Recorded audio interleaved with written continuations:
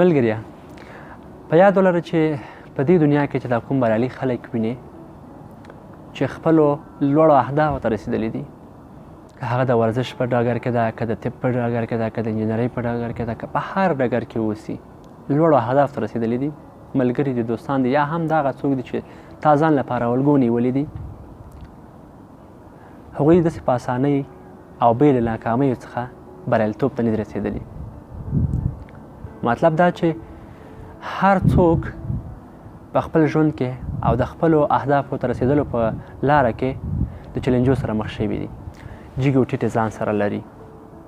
د هیچ چا ژوند هم بې له ستونزو نه ده. په دنیا کې به هیڅوک پیدا نه کړئ تر څو هغه له خپل ژوند څخه 100% کې راضي اوسي. یعنې هغه ستونزې لري، مشکلات لري، خو زموږ ستونزې او مشکلات متفاوته دي او توپیر لري.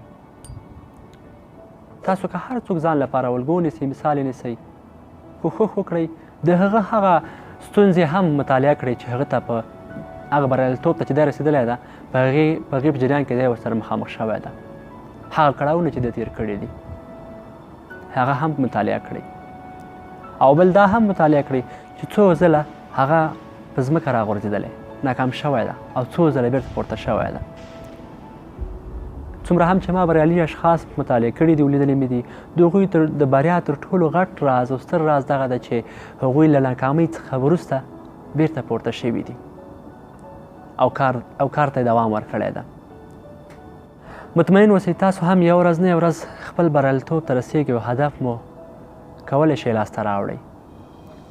خو په دې ډول چې تاسو د هرې ناکامۍ څخه درس واخلئ، انرژي واخلئ، دویم ځل چې کله پورته کېږئ په داسې ډاډ او انګېزې سره پورته سئ او پیل وکوئ چې ګوندې دا ځل زه بریالی کېږم. که بیا وغورځېدئ دا ځل مو باید د دغه تېر ځل څخه هم ډاډ او انرژي زیاته اوسي. زما په نظر که څوک غواړي چې خپلو اهدافو ته ځان ورسوي نو هغه باید 3 شیان ډېر په نظر کې ونیسي. یو دا چې هدف باید منظم وټاکي، یعنې داسې یو هدف وټاکي چې دی د هغې وړتیا ولري چې زه دې ته رسېدلی شم. هر کله ډېری کسان وایي چې زه هدف ته نشم رسېدلی، زحمت هم باسي، پلان هم ورته مثلا تعینوي، شپې ورځې هم سبا کوي، ما هدف ته نشي رسېدلی. د هغوی یوازینۍ ستونزه به دا چې د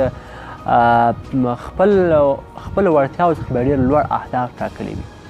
اهداف وټاکئ، لوړ وټاکئ، خو زړه مو هم ورسره لوی کړئ. باید د ناکامۍ ظرفیت هم په ځان کې پیدا کړئ، ځکه لوړ اهداف، لوړې هیلې لوی زړه غواړي او غټې ناکامۍ درته په مخ کې راځي. کوشش وکړئ په اوایلو کې کوچني قدمونه واخلئ، ورو ورو مو قدمونه غټ کړئ او په همدې اساس مخکې لاړ شئ.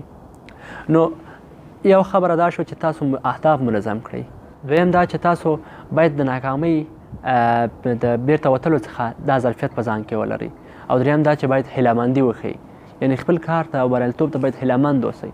نو هغه ده چې تاسو دغه 3 څیزونه عملي کړه تاسو بریالیتوب ته رسېږئ. مننه، بریمن او هسک اوسئ.